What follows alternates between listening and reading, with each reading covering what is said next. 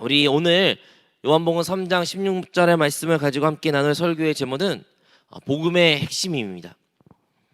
여러분이 잘 아시는 것처럼 우리 서울은 세계의 어떠한 도시를 내놓아도 가장 발전되었고 아름답고 그리고 많은 문명들이 발전된 도시로서 유명합니다. 야경도 아름답고요, 높은 빌딩들도 많고요, 그런 뿐만 아니라 아주 긴 역사도 있고, 그래서 많은 고고학적인 가치도 있는 그런 도시가 바로 서울입니다. 우리 서울 같은 경우에는 천만이란 대략적인 천만 정도 인구가 살고, 경기도 수도권까지 하면 2천만 되는 어마어마한 인구가 이 도시 근방에 살고 있습니다.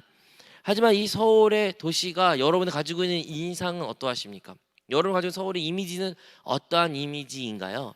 물론 아름답고 경복궁이 생각날 수도 있고, 누군 롯데타워나 63 빌딩이나 아니 여의도 순복음교회가 생각나는 분들도 계실 수 있으나, 사실은 서울이라는 도시는 매우 고독하고 매우 외로운 도시입니다.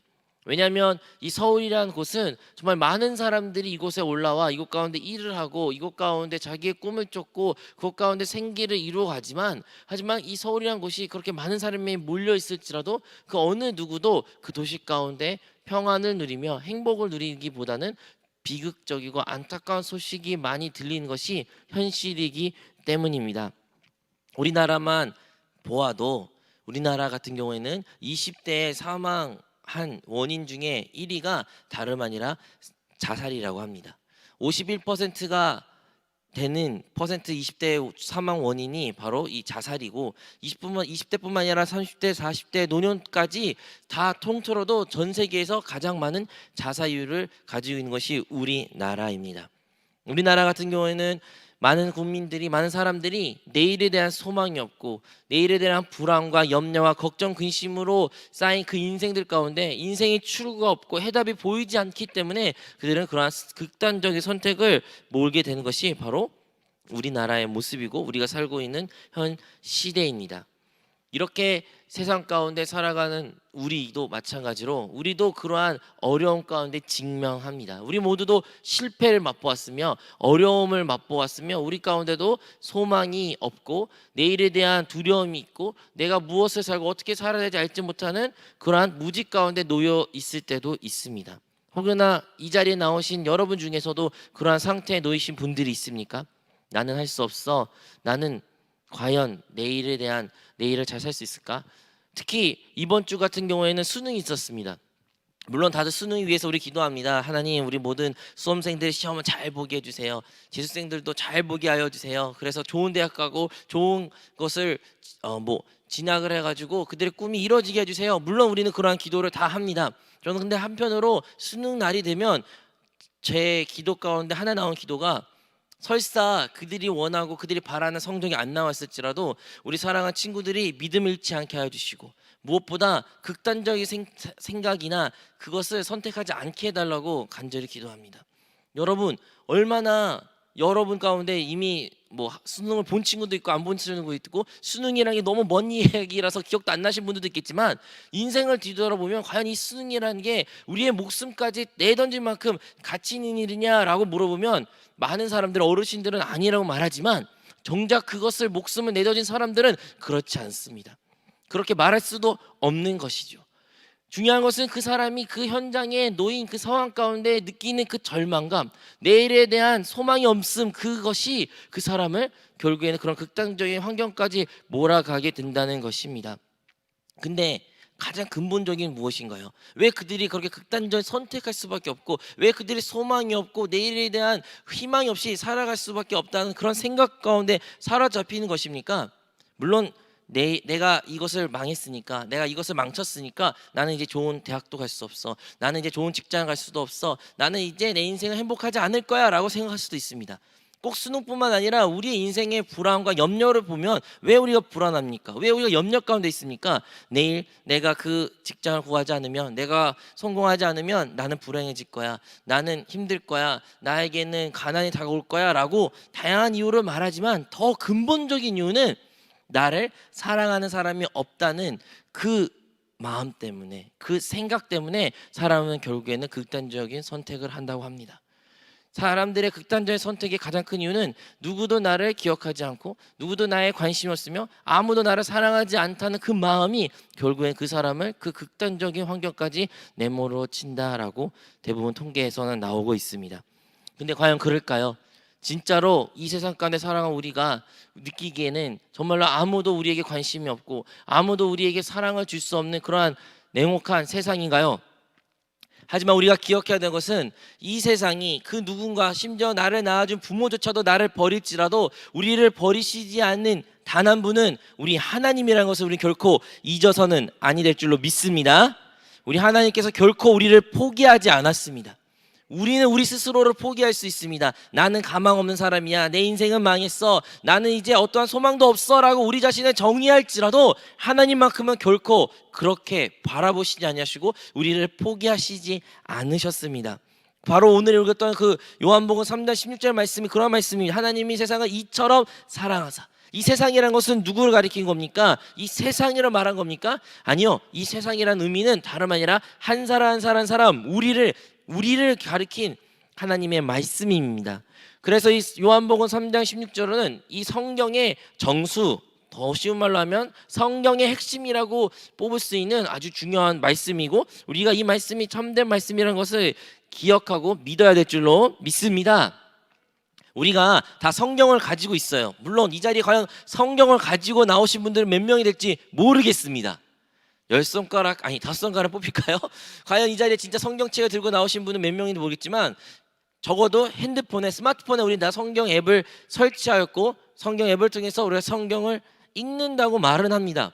근데 과연 여러분 일주일 뒤돌아봤을 때 여러분은 성경을 얼마나 가까이 하셨고 성경을 읽으셨으며 성경이 과연 무엇을 말하고 있는지 확신하게 말할 수 있으십니까? 하나님을 믿는다, 하나님을 내가 사랑한다 말한 우리의 고백 가운데 하지만 과연 나는 말씀 가운데 얼마나 거했고 진정으로 이 성경책을 하나님의 말씀을 읽는 그 모습은 얼마나 있는 것입니까? 우리는 그래서 이 성경의 진정으로 말하고 성경이 우리에게 인도하고 그 진리가 무엇인지를 분명히 기억해야 됩니다. 그리고 그 진리 중에 하나는 다름 아니라 하나님은 사랑이시다라는 것입니다. 오늘 우리가 읽었던 요한복음 3장 16절 말씀은 예수님께서 니고데모와 함께 이야기를 나눴을 때 나눴던 대화입니다. 그 니고데모라는 사람은 나이도 많고 사회적으로 인정도 받았으며 어떻게 보면 예수님과 대화를 나눌 필요도 없을 만큼 사회적으로나 경제적으로나 모든 위치가 더 압도한 사람이었어요. 사람들의 존경까지 받았던 사람이었어요. 하지만 그 사람이 예수님을 한밤중에 불러 예수님께 그 구원에 대한 영생을 얻는 것에 대해서 질문합니다. 그리고 예수님께서 그 질문에 대한 답을 하시면서 오늘의 3장 16절 말씀도 해주신 것입니다. 전 세계 사람들이 아마도 가장 많이 아파하고 가장 많이 고통받는 질병 하나를 뽑자면 다름 아니라 우울이라고 말할 수 있을 것입니다. 뭐 감기도 아니요, 뭐 다른 다양한 답이 나올 수 있지만 사실은 가장 큰 것은 우울증이에요. 우울증이라는 것은 근래 들어서 많이 우리가 익숙하게 들었고 하나의 질병으로 받아들였으며 그것을 이제 치료하고 약으로 한번 접근한다라고 생각했지만 이전까지는 우울증이라는 것이 있는지도 모르는 수많은 시대에 우리가 살았습니다. 하지만 이 우울증은 분명히 존재하고 있으며 우리에게도 영향을 끼치고 있습니다. 그 우울증에 걸린 사람들에게는 힘듦과 어려움과 많은 질문에 대한 꼬리를 물고지만 결론적으로 그들이 도달하는 꼬리는 그 질문은 다름 아니라 과연 하나님은 살아 계실까요? 진짜 과연 하나님은 살아 계실까? 이 질문은 믿는 사람들에게 동일하게 나타납니다. 예수님을 믿고 하나님을 만났다고 할지라도 우리 삶 가운데 고난이 찾아오고 우리 삶 가운데 어려운 상황 가운데 계속 그것이 지속된다면 그 끝에는 우리는 이 질문을 모두가 합니다. 진짜 하나님, 당신 살아 계십니까? 내가 살아 계신 거 분명한 내가 체험했지만 그때 내가 정신이 호까닥해가지고 착각할 수도 있잖아요. 하나님 진짜 살아 계셔요? 라는 질문을 우린 모두 하게 됩니다. 근데 하나님은 진정으로 살아 계십니까? 하나님은 살아있는 분이십니까? 우리가 잘 알고 있는 헬렌 켈러라는 그 모든 장애를 가졌던 분도 그가 말도 못하고 듣지도 못하고 의사소통이 되지 않았을지라도 그 선생님이 그 헬렌 켈러를 결국에는 의사소통할 수 있게 만들었고 그와 대화를 나눴을 때 하나님이라는 단어를 알려줬을 때 헬렌 켈러 말하기를 네, 내가 그 분이라는 거 하나님 있다는 것을 알았지만 그분을 어떻게 단어로 표현할지 몰랐어요 라고 말했습니다. 헬렌 켈러가 앞도 보지 않고 들리지 않고 어떻게 보면 언어 체계도 형성되지 않는 존재일지라도 그 가장 깊숙한 가운데 하나님의 존재에 대한 의무심을 가졌고 하나의 존재에 대한 확신을 가졌다는 것을 그 간증을 통해서 제가 읽은 바 있습니다. 이처럼 우리가 하나님이 없어요, 하나님 진짜 있어요 라고는 질문은 다르게 본다면 하나님이 그 존재가 있기에 우리가 그 부재를 느끼는 것입니다. 우리가 모두 그 하나님의 살아계심을, 하나님의 그 우리 삶 가운데 영향을 끼치심을 우리가 모두 기억해야 될 줄로 믿습니다. 하나님은 어떤 하나님이십니까? 하나님은 이 세상을 창조하신 창조주 하나님이십니다. 하지만 이 창조주 하나님은 우리의 눈에 보이지 않습니다. 그리고 그것은 당연합니다. 요한복음 4장 24절에 기록되기를 하나님은 영이시니 예배하는 자가 영과 진리로 예배할지니라고 기록되어 있습니다. 하나님은 어떠한 분이래요? 하나님은 영이시라는 거예요. 영은 눈에 보이지 않습니다. 손으로 잡히지도 않습니다. 하지만 바라는 것 같이 눈에 보이고 잡히지 아니할 자로 느낄 수 있는 것처럼 그 하나님은 분명히 살아 계시고 분명히 우리가 체험할 수 있는 분이라는 것을 우리는 기억해야 됩니다. 그래서 하나님은 이렇게 눈에 보이지 않는 영이시기도 하지만 또 한편으로 하나님은 우리가 체험하지 못한 가장 큰 이유는 하나님은 거룩하시기 때문입니다. 신명기 19장 2절에 기록되기를 내 하나님 야훼께서 내게 기업으로 주신 땅에서 가운데 새 성읍을 너를 위하여 구별하고 라고 나옵니다. 여기서 나오는 구별이라는 것은 거룩이라는 단어입니다. 하나님을 만나기 위해, 하나님을 누리기 위해, 하나님 살아계심을 체험하기 위해서는 하나님이 거룩하시기 때문에 우리 삶 가운데 거룩이 반드시 동해야 됩니다. 우리가 만약에 거룩하지 않고 우리가 만약에 구별되지 않는 삶을 살지 않다면 결코 우리는 하나님을 만날 수 없고 체험할 수 없다는 것을 기억하셔야 됩니다. 왜 하나님은 거룩하실까요? 왜 우리가 거룩해야 될까요? 왜냐하면 하나님께 구별되고 거룩하지 않는 자들은 다 하나님의 심판 아래 놓여 있기 때문입니다. 시편 145편 17절에 하늘이 그 공의를 선포하려니 하나님은 그는 심판장이심이라 라고 기록했습니다. 또 히브리서 9장 27절에 기록되기를 한 번 죽는 것은 사람에게 정해진 것이요 그 후에는 심판이 있으리니 라고 기록됐습니다. 우리 하나님은 심판자 하나님이십니다. 하나님께서는 공의로우신 분이시고 하나님께서는 거룩하신 분이시기에 하나님의 공의와 그 하나님의 거룩에 맞지 않은 그 모든 것은 하나님께서는 심판하십니다. 그래서 이 세상은 하나님을 알지도 못하고 하나님을 보지도 못하고 하나님을 듣지도 못한다는 그 이야기가 나온 것은 이상한 것이 아닙니다. 우리 모든 사람들은 죽으면 하나님 앞에 그 심판대 앞에 서게 되고 하나님의 심판을 기다리는 우리의 운명이 있습니다. 그래서 모든 사람들이 그 심판대에 서기 때문에 하나님은 우리를 사랑하사 그 심판대에서 그 심판에서 영원한 멸망에서 구원하기 위하여 하나님은 사랑을 우리에게 보여주신 것입니다. 왜냐하면 하나님은 사랑이시기 때문입니다. 요한일서 4장 8절에 기록되기를 하나님은 사랑이시니라. 같이 한번 읽어볼까요? 사랑하지 아니한 자는 하나님을 알지 못하나니 이는 하나님은 사랑이심이라. 여기에서 말하는 그 사랑은 우리가 흔히 사랑은 남자 여자에 관련된 사랑이 아니에요. 아니면 부모와 자식과의 유대관계에 있는 사랑, 우정의 사랑이 아니에요. 여기서 말하는 원어적인 사랑이라는 것은 하나님의 사랑의 특정한 단어입니다. 여러분, 우리 많은 사람들 묻습니다. 사랑이 무엇일까요? 당신이 생각하는 사랑이 무엇이에요? 제가 여러분에게 한 사람 한 사람 물어보면 아마도 모두가 다 다른 대답을 할 겁니다. 누구는 사랑은 느낌이에요. 사랑은 이렇게 물질적으로 선물 같은 거 줘야 사랑이 표현되는 거예요. 사랑은 개념적인 거, 추상적인 것이에요. 아니에요. 사랑이란 것은 정말로 성관계를 포함해서 육체적인 것이고 되게 피부에 와닿아야 되는 것이에요. 이런저런 다양한 정의로 사랑을 우리는 말합니다. 그래서 성경에서는 결코 사랑은 하나님이다 라고 말하지 않아요. 왜냐하면 우리가 가지고 있는 그 사랑에 대한 개념이, 사랑에 대한 정의가 너무 추상적이기 때문에 그것을 하나님이라고 말하게 된 순간 하나님도 추상적이게 되고 개념화되며 그것은 너무나 우리에게 멀리 있게 되는 것입니다. 하나님은 살아계시고 활력 있으며 오늘 우리의 삶 가운데 직접적으로 영향을 끼치신 분이시기에 우리는 하나님은 사랑이다 라는 것을 잊어서는 안 되는 것입니다. 여러분, 그러면 하나님의 사랑을 어떻게 압니까? 그리고 그 하나님의 사랑은 다름 아니라 예수 그리스도로 우리에게 증명해 주셨습니다. 하나님의 사랑, 하나님께서는 독생자 하나밖에 없는 그 아들이신 예수님을 이 땅에 보내셨습니다. 왜 보내셨을까요? 왜 그분의 하나밖에 없는 아들을 보내시고 그 보내신 것이 그 사랑의 표현이라고 말할 수 있는 것일까요? 여러분, 예수님은 하나님이셨습니다. 태초에 말씀이 계셨으니 그 말씀은 하나님과 함께 있다고 말했고, 그 말씀은 곧 하나님이라 말했던 요한복음의 말씀처럼 그 말씀은 하나님이셨는데 그 말씀이 육체를 입어 이 땅에 오신 분이 예수님이십니다. 여러분, 상상이 되십니까? 하나님이 사람이 되었다는 거예요. 우리가 말하는 그 많은 하나님의 이야기, 하나님을 내가 알고 싶어요, 하나님 진짜 살아 계셔요, 하나님이 진짜 있으면 나한테 보여줘봐요, 이런저런 말했던 그 하나님이라는 분이 육체를 입어서 이 땅에 오셨다는 거예요. 이 땅에 우리와 함께 사셨고, 우리가 느꼈던 고통도 동일하게 느끼셨으며, 슬픔과 가난과 추위와 그 모든 고통을 함께 나누었고, 심지어 뜨거운 그 피와 물을 흘리시면서까지 이 땅에 사신 분이 다름 아니라 하나님이셨다는 거예요. 그 하나님의 아들의 이름이 다름 아니라 예수입니다.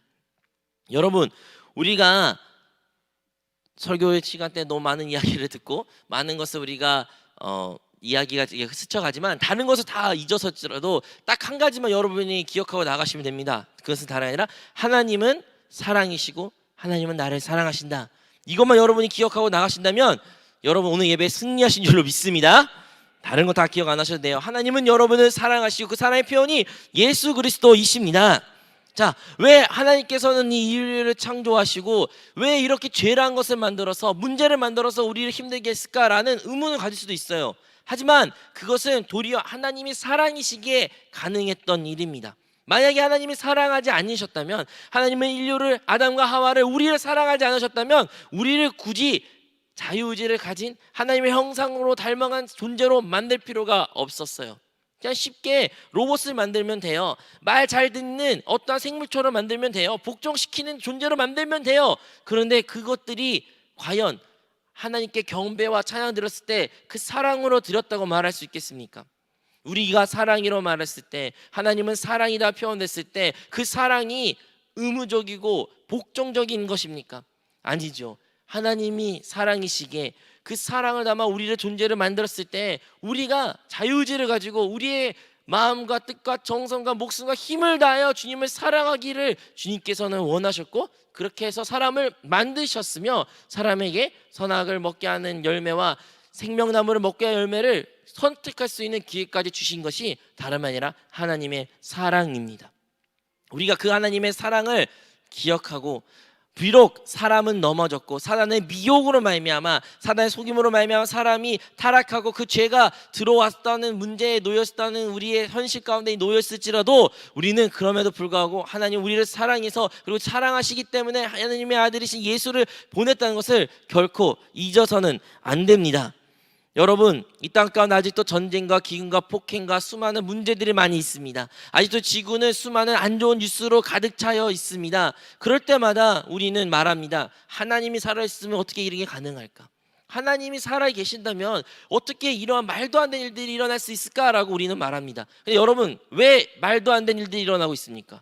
왜 아직도 전쟁이 일어났으며 사람이 사람을 서로 죽이고 부모가 자식 간의 갈등이 있으며 세대 간의 갈등도 있고 미움과 증오가 가득한 세상 가운데 우리는 살고 있습니까? 왜 그러는 거예요? 무엇이 문제인 겁니까? 바로 죄의 문제가 있는 거예요. 여러분, 하나님을 탓하지 마세요. 죄가 아담과 하와 그리고 지금까지 이 인류 가운데 우리 안에 있는 그 죄가 우리를 그러한 상황 가운데 만들고 있습니다.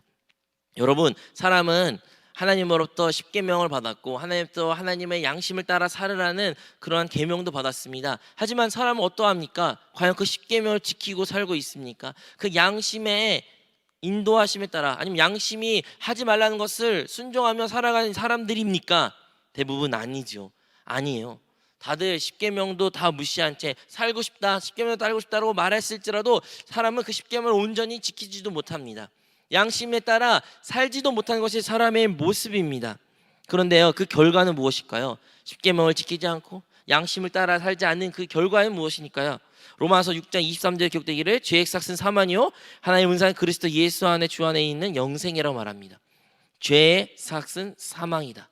여러분, 우리 죄의 결과는 다름 아니라 사망, 죽음이라는 것입니다.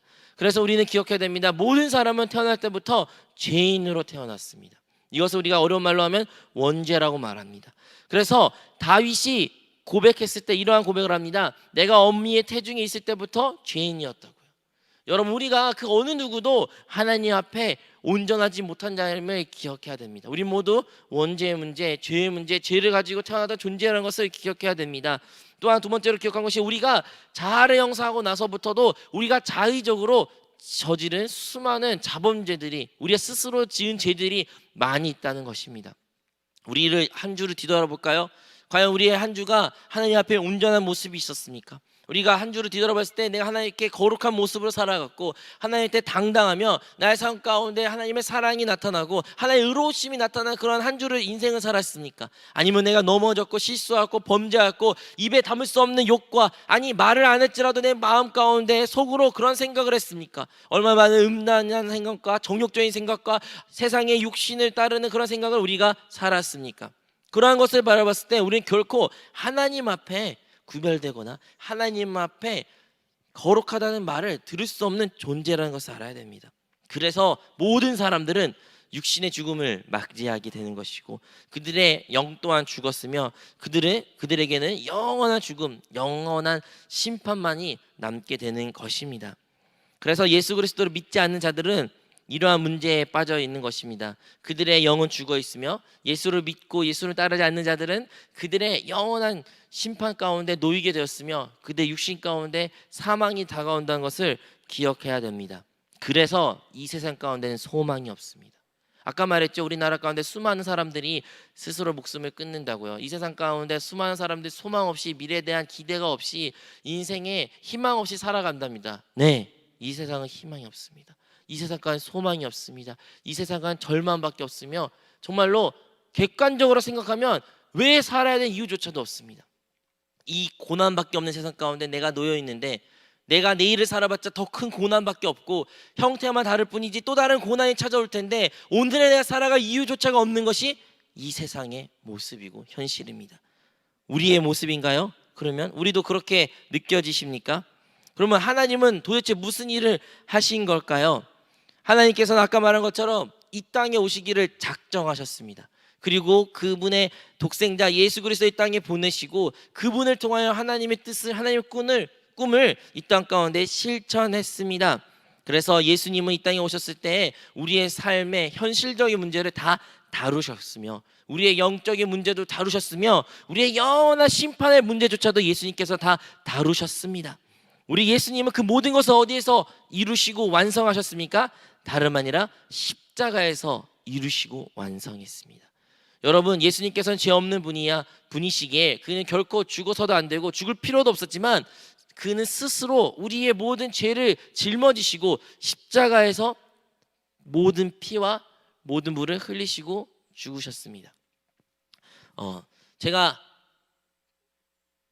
집에 아들이 있는데 아들이 다른 많은 책들이 있어요. 어린이 책들이 많이 있는데 유독 예수님의 십자가에 나오는 그 책을 좋아하고 그 책만 보고 그 책을 계속 읽어달라고 해요. 근데 너무 많이 말해요. 읽어달라고.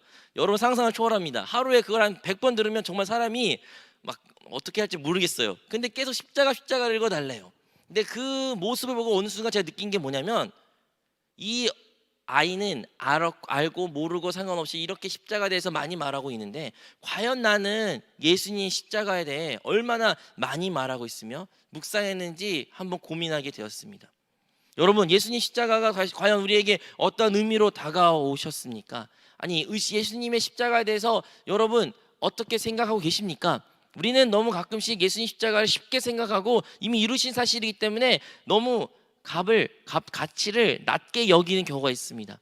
하지만요, 십자가는 저주이고 십자가는 수많은 고통이 따른 것이며 십자가는 죽음입니다. 우리가 그 고통을 당했어야 되고 우리가 그 아픔 가운데 놓였어야 되며 우리가 그 저주를 짊어져야 했던 인생이지만 예수님께서는 친히 우리를 위해 나의 죄와 나의 저주와 나의 모든 아픔을 친히 예수님께서 짊어지시고 십자가에서 죽으시고 물과 피를 다 흘리셨다는 것을 기억하시기 바랍니다. 그래서 하나님께서는 이제 우리를 바라볼 때 우리를 의롭게 보시고 우리를 하나님의 자녀로 삼아 주신 것입니다. 우리의 어떠한 의로운 행동 때문에, 나의 어떠한 좋은 모습 때문에 하나님 우리를 의롭게 여기신 것이 아니라 예수님이 우리를 위해 죽으셨고 예수 그리스도를 통해서 우리를 이미 의롭다고 말씀하신 것입니다. 거꾸로 말해서 여러분이 자기 자신을 나는 예수님을 영접하고 하나님의 자녀여야 된다고 고백하는데도 불구하고 나는 죄인이에요, 나는 하나님께 나갈 수 없어요, 나는 죄로 때도 무너졌어요, 나는 이제 하나님께 쓸 수 없어요, 이러한 죄책감이 들 때마다 여러분 그것을 단호하게 대적해야 됩니다. 참소자의 그 말에 결코 귀 기울여서는 안 됩니다. 왜냐하면 여러분이 그것을 귀 기울이고 그것을 받아들일 때마다 여러분은 예수님의 그 죽음을 헛되게 만드는 것이기 때문입니다. 사랑하는 성도 여러분, 우리가 결코 예수님의 그 죽음을 헛되지 않게 만들기를 원합니다. 하지만 거기서 끝나서는 안 돼요. 예수님의 죽음이 거기서 결코 끝나서는 안 됩니다. 예수님께서 죽으신 가장 또 다른 큰 이유는 그가 죽으시고 부활하심으로 말미암아 우리에게 성령을 부어주신 것입니다. 여러분, 저는 이 자리에 나와 죽은 예수님에 대해 말하고 싶지 않아요.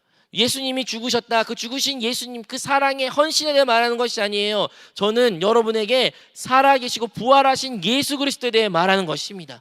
그 부활하신 예수님이 살아계시고 정말로 살아있는 그 분이 우리 안에 성령으로 오셨습니다. 그래서 우리가 오늘도 성령을 구하고 성령을 마시고 호흡하고 성령께 부르짖는 이유는 그 살아있는 예수님을 만나기 위해서예요. 그 살아난 그 부활한 영이신 그 성령을 우리 안에 예수님을 하나님을 만날 수 있는 길이기 때문입니다. 여러분, 우리는 믿음으로 고백해야 돼요. 어떤 고백을 해야 될까요? 바로 부활하신 주님에 대한 고백을 해야 돼요. 우리는 많은 경우에는 죽으신 예수님 고난에 그 예수님의 십자가에만 머물 수도 있지만 그것을 넘어 예수님의 부활에 그 부활한 영의 성령에 대해 더 많은 묵상을 해야 되고 더 많은 감격을 가져야 될 줄로 믿습니다. 그러면 우리는 이 살아있는 하나님을 만나고 그 살아있는 성령을 체험하고 그 소망과 새 희망과 회복을 누리기 위해서는 무엇을 해야 됩니까? 다름 아니라 회개라는 것을 해야 돼요. 신앙생활을 오래 할 수도 있습니다. 그래서 지금 감정이 메마르고 믿음 생활에 메마르고 그냥 어쩔 수 없이 오고 또 오늘 하루의 예배 또 하루의 그냥 무미건조한 인생을 살아갈 수 있는 분들이 이 자리에 있을 수도 있어요. 아니, 하나님의 자녀인데 하나님을 믿는데 하나님 나를 사랑한다는 깊이 많이 들었지만 왜 우리의 믿음 생활을 이렇게 무미건조하고 능력이 없으며 왜 이렇게 싱거울까요? 그것은 우리가 하나님께 온전한 회개가 있지 않았기 때문입니다. 우리의 모습을 회개해야 됩니다. 우리의 하나님의 첫사랑 잃어버린 것을 회개해야 됩니다. 나의 죄에 대한 회개를 하나님께 철저히 해야 되는 것입니다. 여러분, 우리는 신앙생활을 고백을 많이 하는 것이 중요하지도 않아요. 믿음 생활을 내가 20년 했어요, 30년 했어요, 나 모태신앙이에요, 그런 거 하나도 중요하지 않아요. 중요한 것은 진짜 내가 그 하나님께 철저한 회개로 말미암아 살아있는 하나님을 만났냐 못 만났냐에 있어요. 우리가 그 회개를 해야 될 줄로 믿습니다. 이것은 목사님이든 신부님이든 뭐 어떤 사람이 상관없습니다. 다 동일합니다. 만약에 우리가 철저한 회개가 없으면 그것은 믿음, 신앙인이 아니라 하나의 종교인으로밖에 전락되지 않은 것입니다. 우리는 그렇게 철저하게 회개해야 된다면, 여러분의 그 가식적인 모습이요 나의 종교적 모습을 철저하게 회개하실 수만 있다면 여러분, 주님은 여러분의 죄를 용서해 주실 것입니다. 당연히 용서해 주실 것입니다. 왜냐하면 주님께서 이미 여러분의 그 죄를 십자가에서 끝내셨기 때문입니다. 여러분, 우리가 그런 사람일 수도 있어요. 여러분, 설사 우리 다른 사람들 다 칭찬받고 존경받는 존재일지라도 그 니고데모 예수님 앞에 영생에 대해 궁금하고 그거에 대한 진리를 탐구한 것처럼 여러분 깊숙한 곳에 진짜 살아계신 하나님에 대한 의문점과 그 궁금증이 있을 수 있습니다. 우리가 참된 회개를 할 때 그 의문점이 해결될 것이며 참된 하나님을 여러분들이 만나게 될 줄로 믿습니다. 많은 사람들이 예수님이 첫 번째 메시지 전파하셨을 때 예수님 말씀하신 것은 다름 아니라 뭐죠? 회개하라, 천국이 가까웠다. 우리 베드로도 회개하라 말을 촉구했습니다. 여러분, 오늘날도 마찬가지입니다. 우리에게는 회개해야 합니다. 주님께서 말씀하신다, 회개하라. 이건 제 말이 아니에요. 주님이 말씀하신 거예요. 베드로가 말한 거예요. 뭐 하라는 거예요? 회개하라는 거예요. 우리가 회개했습니까? 우리의 삶을 회개했습니까? 나의 회개의 자백의 마음이 있습니까? 우리가 회개라는 것은 내 죄가 용서했어요, 주님 나를 죄를 용서해주세요, 이런 자백을 끝난 것이 아니라 회개는 그것을 말하고 돌이키고 반대되는 모습을 가진 것이 회개인 겁니다. 우리의 죄된 모습을 멈춘 것뿐만 아니라 돌이켜서 그 반대된 일을 해야 되는 것입니다. 물론 우리 힘을 할 수 없겠지요. 그래서 우리는 이 시간에 다시 성령 충만을 위해 구할 것이고 성령께서 우리를 인도하기를 우리는 구할 것입니다. 여러분, 예수님을 그렇게 믿음으로 받아들이십시오. 예수님께서 여러분의 그 모든 것을 이루셨고 하나님께서 여러분을 사랑하셨던 그 모든 것을 믿음으로 받아들이십시오. 그 믿음이 결국에 우리를 구원해 주실 것입니다. 믿음을 통해서 우리가 하나님의 자녀가 되는 것입니다. 여러분, 믿으셔야 됩니다. 제가 단기 선교를 갔다 와가지고 요즘엔 그런 경우는 없지만 제가 아직도 기억납니다. 아주 맨 처음에 갔을 때 이런 이야기가 있었으면 비행기를 타면 등치 큰 사람들은 절대로 의자 뒤에 기대면 안 된대요. 왜 그러냐 했더니 기대는 순간 의자가, 여러분 알겠죠? 비행기가 뒤로 이렇게 젖히지 않습니까? 그게 젖히는 순간 뒤로 이렇게 젖히면서 뒷사람한테 피해를 줄 수 있기 때문에 등치 큰 사람들 절대 의자 앉고 뒤로 하면 안 된다라는 이야기를 들었대요. 그래서 진짜로 어떠한 분이 그 말을 믿고 그 비행기를 장시간 6시간 다니는데 단 한 번도 자기 등을 의자에 기대지 않고 그곳까지 갔다고 합니다. 여러분, 그렇게 기대지 않고 가는 그 모습이 어떻게 보이십니까? 우리 눈에는 되게 우습게 보이고 어떻게 그럴 수 있어? 왜 그런 거를 해? 라고 생각할 수 있지만 우리의 신앙생활이 그런 모습이 많이 있어요. 여러분, 여러 문제가 있죠. 어려움이 있죠. 그리고 많이 말하죠. 여러분, 그 어려움을, 문제를 주님께 주십시오. 주님께 맡기십시오. 주님께 올려드리십시오. 주님 해결해 주십니다. 이런 말을 우리가 듣지만 과연 우리는 진짜 여러분의 그 문제를, 여러 아픔을, 그 고민을 주님께 맡기셨습니까? 여러분의 그 결정권을 주님께 드렸습니까? 아니면 아니야, 내가 드리면, 주님께 드리면 인생이 망할 거야, 잘못될 거야 라면서 그 결정권 하나 드리지 못하는 채 여러분의 힘으로 그것을 버티려고 힘내는 우리 인생의 모습은 아니었습니까? 우리는 해야 될 것은 무엇입니까? 우리가 무엇을 해야 됩니까? 우리는 그렇게 주님께 맡기고 주님께 드리고 주님이 인도하실 것을 기다리고 구하는 것이 우리의 참된 모습입니다. 어쩌면 회개도 마찬가지예요. 회개도 여러분이 어떤 것을 회개할지 알지 못할 수도 있어요. 그래서 우리가 구할 것은 주님, 내가 무엇을 회개해야 됩니까? 오늘 내가 회개해야 될 부분은 무엇입니까? 주님께서 보여주시옵소서. 그리고 그것을 주님께 보여줄 때 낱낱이 주님 앞에 회개하며 기도하고 자백할 때 주님을 만나는 놀라운 체험이 있을 줄로 믿습니다. 우리는 신앙생활 이번 한 주 동안 무엇을 해야 될까? 여러분, 우리 새로운 한 주가 시작됐잖아요. 추수감사절을 맞이해서 한 해 동안 주님께서 주신 은혜를 감사하게 생각하고 이제 새로운 한 해를 향하여 우리가 나아갈 것입니다. 근데 여러분, 이제 새해를 시작하면서 아니면 이제 새 하루를, 새 한 주를 시작하면서 우리가 해야 될 것은 무엇입니까? 뭐 많은 것이 있겠죠. 많은 것을 해야 되겠죠. 그래서 우리 인생은 너무 바쁩니다. 너무 분주합니다. 하지만 주님을 찾는 데에는 그렇게 분주하지 않습니다. 주님을 구하는데, 주님을 부르는 데는 그렇게 힘을 들이지 않습니다. 어쩌면 우리가 해야 될 것은 다름 아니라 주님을 더욱 찾고 주님을 더욱 부르고 주님께 더욱더 부르짖는 모습이 있는 줄로 믿습니다. 이번 한 주, 돌아온 하루, 새해도 그렇게 주님을 부르짖는 우리 모든 성도들이 되시기를 주님으로 축원드립니다.